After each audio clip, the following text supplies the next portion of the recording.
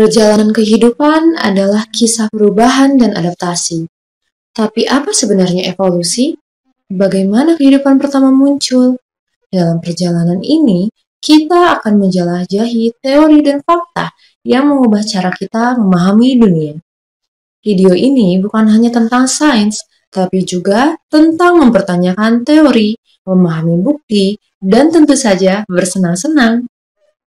Bersama Raisa, si analis kritis, Jessa, sang peneliti detail, Akmal atau Joe yang penuh pertanyaan dan humor tentunya, serta Prof. Nizar yang membantu kita menjelaskan semuanya. Siapkan diri untuk petualangan.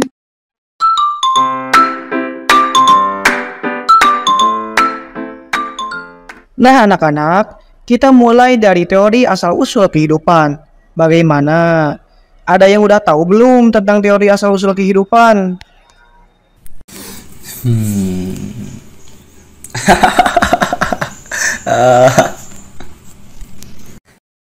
Ampun, malah sibuk main HP. Ya sudah, langsung saya jelaskan saja. Abiogenesis menyatakan kehidupan berasal dari makhluk tak hidup. Teori ini sudah ada sejak zaman Aristoteles. Dia percaya bahwa makhluk hidup bisa muncul dari benda mati. Contohnya, tikus muncul dari kain kotor yang dicampur gandum. Kalau saya naruh baju bekas sama nasi sisa di lemari, bisa muncul ayam goreng, Pak.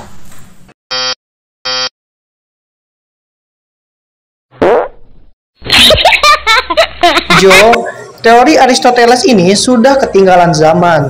Tapi pada zaman dahulu kala, orang percaya karena belum ada bukti ilmiah yang lebih baik daripada teori ini.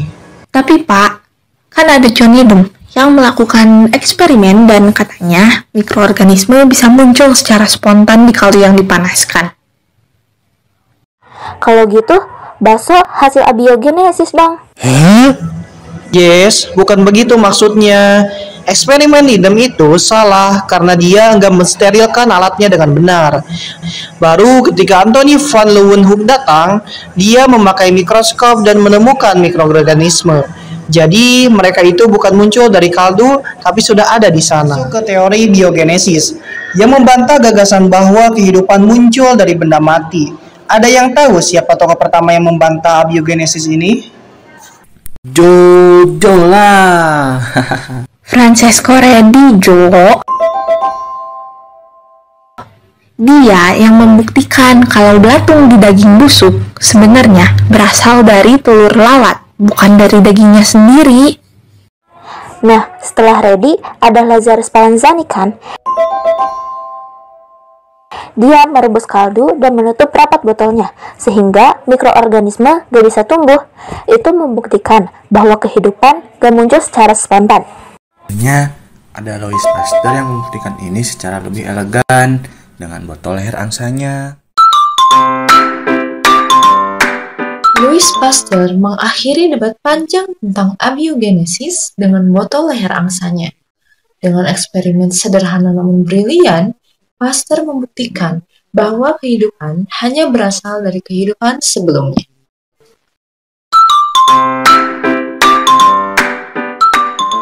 Sebelum Darwin, ada banyak pemikir mencoba menjelaskan apa itu evolusi. Beberapa ide memang unik, tapi tidak semuanya didukung bukti ilmiah. Contohnya, Anaximander. Anaximander mempercayai bahwa manusia berevolusi dari makhluk akuatik mirip ikan yang pindah ke darat. Tetapi ia tidak punya bukti ilmiah yang konkret untuk mendukung pendapat ini. Jadi ini seperti ide filosofis ya, bukan sains.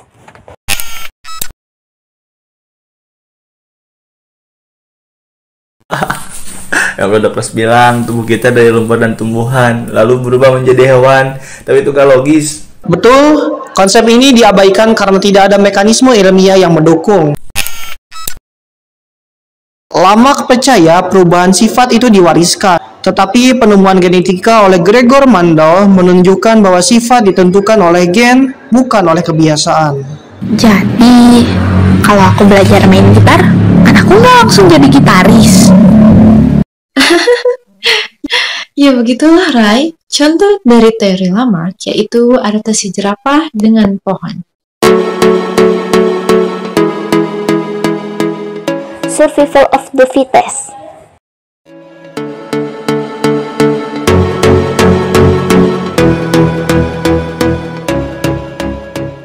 Misalnya, burung finch yang diamati Darwin di Kepulauan Galapagos. Paruh mereka berevolusi sesuai jenis makanan di habitatnya. Siap, selesai, Prof. Berarti kalau aku sering makan es krim, nanti mulutku berpolusi dari tahan beku. Bukan dong, Jo. Elah. Ada beberapa faktor utama yang mempengaruhi evolusi. Setiap faktor ini memainkan peran berbeda dalam membentuk makhluk hidup. Faktor-faktor itu diantaranya... Kita sekarang akan mulai dari faktor yang pertama, yakni perkawinan tak acak. Ada yang tahu apa itu perkawinan tak acak? Perkawinan tak acak adalah proses di mana individu memilih pasangan berdasarkan sifat penentu, Pak. Betul. Misalnya, burung merak betina lebih memilih jantan dengan ekor yang lebih besar. Ini meningkatkan frekuensi gen untuk ekor besar dalam populasi. Jadi intinya kalau ingin sukses, jualan sifat unggul ya. Lanjut ke faktor kedua, migrasi. Ada yang bisa jelaskan apa itu migrasi?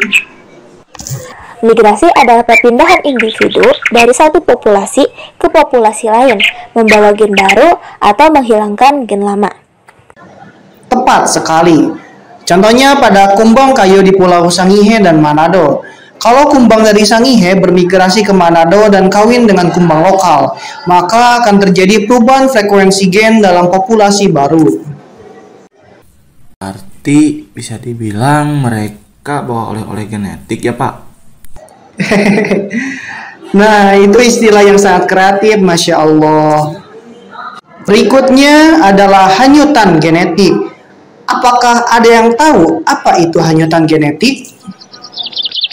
Hanyutan genetik adalah perubahan frekuensi alel secara acak yang terjadi ketika sebagian kecil populasi terpisah dari populasi besar atau kawin hanya dalam kelompok mereka sendiri. Mantap, hebat sekali, Rai. Ini sering terjadi dalam dua cara, yakni founder effect, di mana populasi kecil membentuk koloni baru dengan frekuensi alel berbeda, atau bottleneck effect, ketika populasi menurun drastis sehingga variasi genetik berkurang. Ini kayak main lotre genetik, Pak. Kalau alelnya bagus, aman. Kalau enggak, ya bahaya.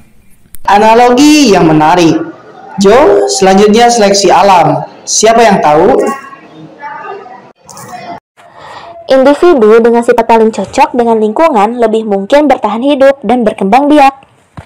Tepat sekali. Contohnya jerapah berleher panjang lebih mudah menjangkau makanan di pohon tinggi.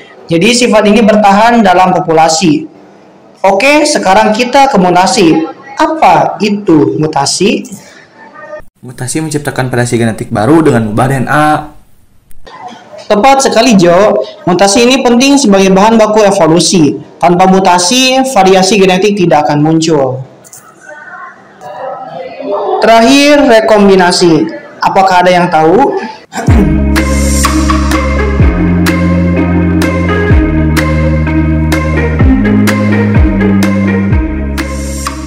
Bagaimana sih spesies baru terbentuk?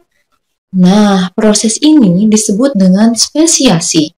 Biasanya terjadi karena isolasi geografis, isolasi ekologi, isolasi tingkah laku, musim, dan masih banyak lagi. Mari kita dengarkan percakapan mereka. Kita akan membahas bagaimana spesies baru terbentuk. Apakah ada yang tahu kata kuncinya? Isolasi! Benar sekali, Rai. Bayangkan kita adalah spesies katak yang berevolusi menjadi jenis baru. Katak-katak ini hidup di suatu wilayah yang besar. Tapi tiba-tiba sebuah sungai besar terbentuk. Jadi memisahkan katak A dan katak B ke sisi yang berbeda. Lalu apa yang terjadi? Itu isolasi geografi, Prof. Mereka tidak bisa bertemu lagi karena ada sungai. Betul sekali.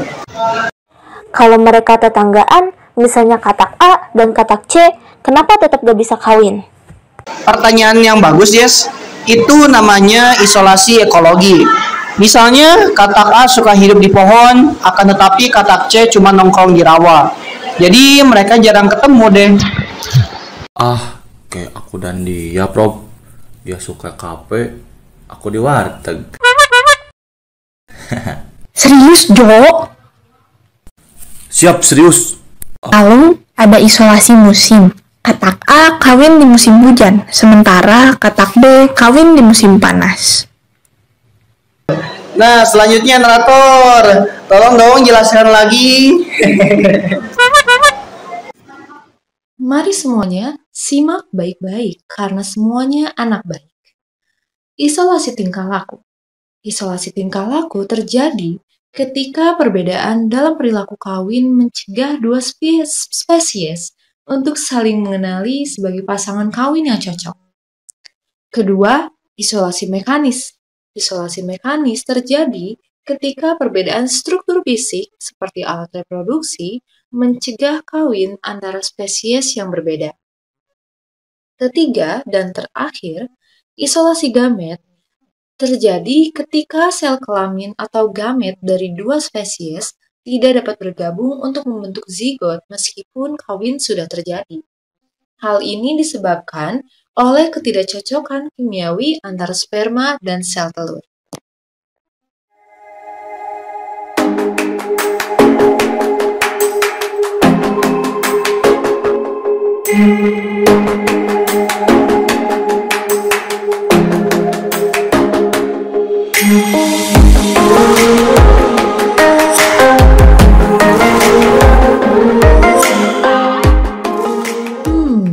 Mari kita lihat sejenak apa yang sebenarnya sedang mereka bahas. Bukti evolusi itu apa aja sih? Yang Jo ingat cuma fosil. Fosil itu seperti album kenangan masa lalu. Bayangkan dinosaurus besar, megalodon raksasa, dan makhluk-makhluk aneh lainnya. Fosil itu menjadi bukti bahwa mereka pernah ada, tapi sekarang mereka hanya jadi pajangan museum. Fosil adalah bukti evolusi, sisa-sisa makhluk hidup yang telah lama mati dan juga terawetkan dalam batuan. Mereka seperti foto Polaroid masa lalu, memberikan kita gambaran bagaimana makhluk-makhluk purba hidup dan berubah selama jutaan tahun. Prof, aku penasaran sama embriologi perbandingan. Apa itu bukti evolusi juga? Tentu saja, Rai. Coba kalian lihat embriologi manusia dan kelinci. Waktu masih janin, kita seperti sama kan ya? Kalau gitu, manusia juga nyaris jadi kelinci ya, Prof. Jadi kita semua ini mantan calon kelinci.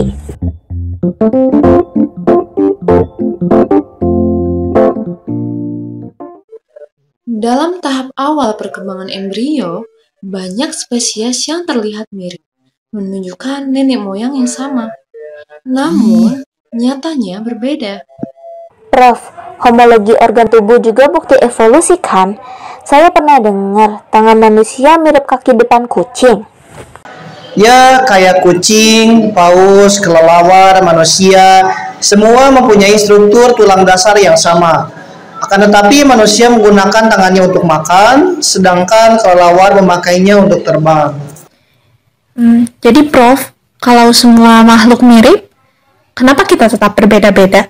Bahkan dalam satu keluarga, aku dan adikku nggak mirip. Itu karena variasi individu, Rai. Evolusi itu seperti nasi goreng. Bahannya mirip, tapi hasil akhirnya tergantung bumbu. Kadang ada yang terlalu asin, kadang malah enggak ada rasanya sama sekali. Kalau gitu, Jo ini hasil nasi goreng yang pas ya, Prof. Terlalu asin.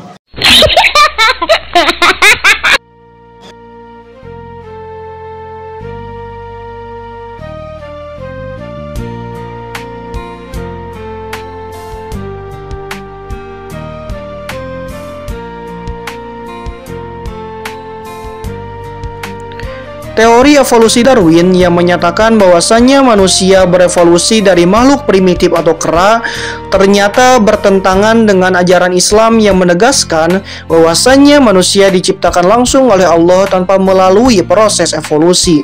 Sebagaimana Allah berfirman dalam Quran surat Ali Imran ayat 59. Bismillahirrahmanirrahim. Inna masala Isa indallahi kamasali Adam khalaqahu min turabin thumma qala lahu kun fayakun. Artinya, sesungguhnya perumpamaan penciptaan Isa di sisi Allah adalah seperti penciptaan Adam. Allah menciptakannya dari tanah, kemudian Allah berfirman kepadanya, "Jadilah," maka jadilah dia. Ayat ini menjelaskan kepada kita semuanya bahwasannya penciptaan manusia adalah hasil kehendak langsung oleh Allah tanpa melalui perantara proses evolusi. Selain itu, Islam menempatkan manusia sebagai makhluk yang dimuliakan, sebagaimana firman Allah dalam Quran surat Ali Isra ayat 70. Bismillahirrahmanirrahim. Walaqad karramna bani Adam wa hamalnahum fil barri wal bahri wa razaqnahum minat thayyibati wa faddalna ala kathirin mimman khalaqna tafdila. Artinya, dan sesungguhnya telah kami muliakan anak-anak Adam. Kami angkut mereka di daratan dan di lautan. Kami beri mereka rezeki dari yang baik-baik, dan kami lebihkan mereka dengan kelebihan yang sempurna atas kebanyakan makhluk yang telah kami ciptakan. Dengan demikian, teori yang menyatakan manusia berasal dari kera atau makhluk primitif dianggap merendahkan kemuliaan manusia yang telah ditetapkan oleh Allah Subhanahu wa Ta'ala. Para ulama pun menegaskan bahwasannya ilmu pengetahuan tidak boleh bertentangan dengan wahyu. Imam Ibnu Qayyim al-Jauziyah menyebutkan bahwa akal manusia harus tunduk pada wahyu dalam perkara-perkara yang tidak dapat dijangkau oleh nalar manusia. Selain itu, kelemahan bukti ilmiah teori evolusi adalah seperti ketiadaan fosil transisi yang jelas atau missing link, yang dimana semakin memperkuat penolakannya. Keyakinan terhadap qada dan qadar, yang dimana Allah menegaskan bahwa segala sesuatu termasuk penciptaan manusia adalah terjadi sesuai kehendaknya. Allah berfirman dalam Quran surat Az-Zariyat ayat 56. Bismillahirrahmanirrahim. Wa ma khalaqtul jinna wal insa illa liya'budun. Dan tidaklah kuciptakan jin dan manusia melainkan supaya mereka beribadah kepadaku. Penciptaan manusia adalah sebagai makhluk yang berakal dan untuk beribadah merupakan bagian dari rencana Allah yang tidak dapat dijelaskan melalui mekanisme evolusi semata. Percakapan mereka adalah pelajaran evolusi yang menyenangkan. Bagaimana kehidupan terus berubah, beradaptasi, dan bertahan melalui waktu. Perjalanan evolusi terus berlanjut, masih banyak misteri yang harus dipecahkan.